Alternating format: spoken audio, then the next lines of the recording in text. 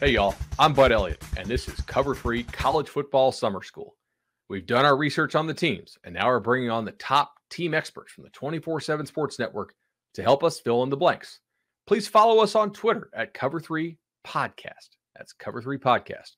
And leave us a 5-star review on Apple and Spotify. All right, class is in session. Hey y'all, welcome back into Bud Elliott's College Football Summer School here on the Cover 3 Podcast. And we're just so fortunate to have a great group of experts here at 24/7 Sports. And today we're talking a little West Virginia. So we're going to bring on Chris Anderson of EerSports. Chris, welcome to the show. Hey, thanks for having me on, Bud. You guys do such a great job over there. It's a really interesting program, a program that has obviously changed conferences and in the recent past, and is trying to find its footing more consistently in the Big 12. Last year, 6-7 overall record. I had them power rated top 75-ish on the season. Some ups and downs. I assume West Virginia fans are hoping for better from Coach Brown. Yeah, absolutely. His motto has been trust the climb. And in the climb, when it started, when he got there, West Virginia only had about 50-some scholarships, had a lot of seniors left, not a lot of experience. So them going 5-7 was acceptable, I think is a way to put it. And then to make the next step up the following year, 6-4, COVID year, all that. And I think people saw positive signs. But the problem with a climb is you slip one time and you fall all the way back to the bottom. And last year was a big step back. And then you compound that problem with all the departures in the offseason to transfers. And fans are a little uptight right now, a little curious where things are going, hoping for a big step forward. And a couple of the things that have happened this offseason, which I'm sure we'll talk about, have helped ease some of those concerns with fans. For sure. Let's go ahead and start on the offense here. 75th. I felt like they could move the ball and get first downs, but as far as like you're on the explosion versus just consistency scale, consistency was okay. Explosion, one of the least explosive offenses in the country. You lose Winston Wright to the transfer portal. Obviously, he signed with Florida State and then got in a car crash. Hope he's okay. And Letty Brown also departs there from the running back spot. But you bring in JT Daniels, quarterback from Georgia, who was a 5-star coming out, has battled injuries, was at USC. Offensive line looks like it's really experienced relative to a lot of the programs that I've covered on this series already. And you get Graham Harrell coming in, who is on the air raid tree, much like Neil Brown is. I mean, they run a little different stuff. But what are you expecting out of this year's offense? Well, you see what you saw during spring practice, which, as anybody that covers college football knows, is limited. You get limited time, and whatever they do show you is usually pretty vanilla. Spring game, similar. But what stood out to me are the comments that some of the players have made, like wide receiver Caden Prather, offensive lineman James Committer, both of them after the spring game, talking about how this offense with the play calling has swagger, has confidence. They're calling plays now with Graham Harrell in the offense as if they're going to make every play. And I feel like based off what they're saying and what we saw the last 3 years is that a lot of the offense was, hey, let's try not to screw up, more so than let's take a deep shot, let's make a big play. It was just, let's just try not to screw up and let the defense keep us in there. So I think that's the biggest change. And a lot of that has to deal with Harrell. I think, obviously Daniels is not on campus yet, and fans and players are excited to see what he can do. But for the first time, even though West Virginia's had 3 separate offensive coordinators now under Neil Brown, this is the first time there'll be a new play caller because Neil Brown has been calling the plays the entire time. He has handed the reins completely over to Graham Harrell. How much of that do you feel is the belief of the Mountaineer coaching staff that they can actually protect some of these deep shots? I feel like, as a casual fan watching them, they had protection issues in his early years there. Absolutely. I think they were one of the worst in sack percentage or sacks allowed percentage last year in the Big 12. And this year they've made a couple tweaks, but I went back and looked. And I got as far back as 2004, 2003, and that's when stats got a little hazy about who was actually starting on the offensive line. But this is the first time that West Virginia is scheduled to have all 5 starters back on the offensive line. Granted, it wasn't great last year, but the hope is that the tweaks that they've made this spring will change that. And one of the biggest was moving former All-American or high school All-American and former right tackle Wyatt Milam to left tackle instead of right. He was a true freshman last year, and offensive line coach Matt Moore said putting him as a true freshman as not only a starter, but at left tackle was too much to ask of him last year. So now that he's in his first offseason, they've moved him to left tackle, moved Brandon Yates to right tackle, and kind of opened up that competition because at left tackle, Yates, I believe, if I'm remembering correctly, had more hurries allowed than 4 of the other 5 linemen combined, or at least 3 of the next 4 linemen combined. So that was the big issue on that left side of the line. Wow. Okay, that's a lot. I mean, if you get Milam over there who can actually protect, I mean that allows you to call a lot of different things. Sort of lightning around here for the offense. We're assuming JT Daniels is going to be the starter, right?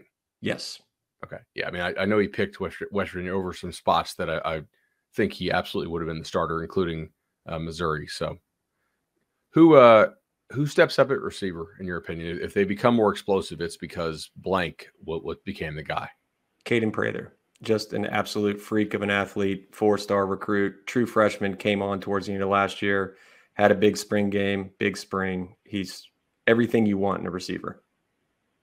All right, defensively now, the defense kind of carried them at times last year. I felt. I'm going to start up front. Now, you do lose. I think it's pronounced Messidor, right? Correct. He transfers out. There was a lot of smoke around that, and Mountaineer fans were kind of up in arms about the transfers. I wanted to ask you, like, is that a reflection on the culture inside the program, or is it just other things being offered elsewhere, or both? I think just other things being offered elsewhere. Dante Stills made a surprising decision to come back for a 6th year. I think a lot of people expected him to go off to the NFL, a 5th year, but he elected to come back. And when he came back, he took that kind of 5 technique, 7 technique, that outside edge rusher. And that's where Messidor wanted to play. That's where he thought he was going to play. Stills is elected to come back, which meant Messidor was going to be playing a lot more, not necessarily zero technique, but a lot more interior defensive line. And he felt his best spot in the future was further outside. You combine that with some better NIL opportunities. And I mean, I know there was a lot of anger from fans, and I think most of that became because of the comments he made after he left, which just didn't make any sense. But when you look at the reality of it, anybody who has any job and they say, hey, we're going to double your pay and put you in the position that you want to be in, everyone's taking it. Everyone is. And Messidor was no different. So I don't blame him for looking around. I don't blame any of these kids for looking around. I think he just could have handled it better when he left instead of saying some of the things he did. For sure. This front 7 should still be pretty good unless I'm missing something, right? I mean, look, a ton of experience, a lot of guys who've been very productive in the past. Yeah, Stills, I mentioned, he's still there. Replacing Messidor will be Jordan Jefferson, who is more of a traditional nose type, a zero technique type. He played last year, obviously as a reserve, but when he was in there, he was excellent, graded out very high according to PFF. On the other side is Taj Alston, who's been a multi-year starter as well. So you got tons of experience on the defensive front. At linebacker, Extree Lowe and Lance Dixon split time as starters at the Will last year. At Bandit, you had Jared Bartlett and Linnell Carr split time as starters there. They're both back. So really the question is at Mike. And there you have Lee Koba, who came from Syracuse, was a rotation guy there as a true freshman and as a true sophomore. And they're expecting him to step right in and start this coming season. Interesting. Okay, that could be a pretty nice fill then. Now, for the sort of major question I have about this team, or at least about this defense. They had 5 guys last year who played 500 or more snaps in the secondary, and all 5 are gone. Yep. Chris, I don't really have a question. What happens here? I don't. What's going to happen?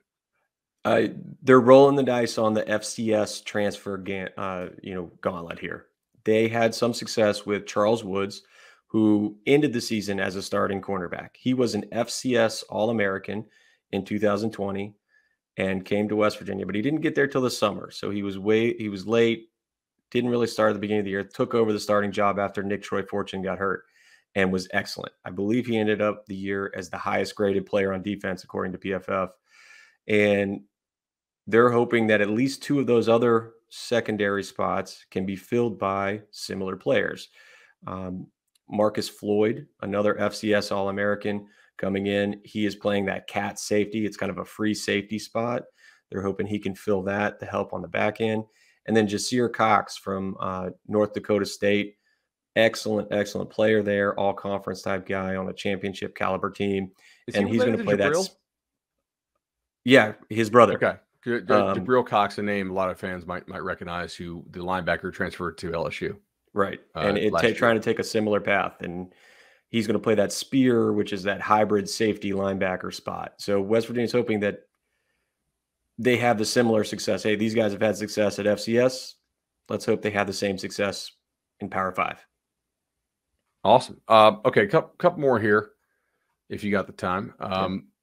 Special teams last year really was a problem for the most part. Like punt return was okay. Field goals, not bad at all, but everything else was fairly problematic. Is that a 1-year blip, or is that something they've tried to address? Where do you see that going? Because I feel like for a team that is probably best case scenario playing a lot of close games, they can't afford some of the huge special teams disasters again. They have overhauled almost everything. They went out and got an Australian punter, Ollie Straw, who showed up this spring. He'll be in the competition. They hope they change that with some Aussie-style punts because, to be quite honest, there just doesn't seem to be anybody on the roster that's going to boom it, 50 yards with 5-second hang time. It's just not happening.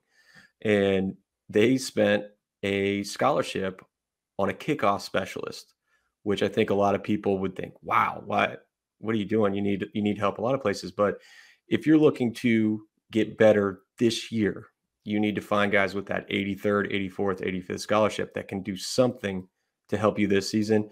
And that's where Parker Grothaus from Florida State comes in. He is a guy that can just boom it into the end zone, and you don't have to worry about anything else on kickoff. And that can help with starting field position because West Virginia struggled there mightily last year. So they're just open, kick it in the end zone, forget it, and let's get back on defense. Yeah, they were 128th in field position starting off of kickoffs.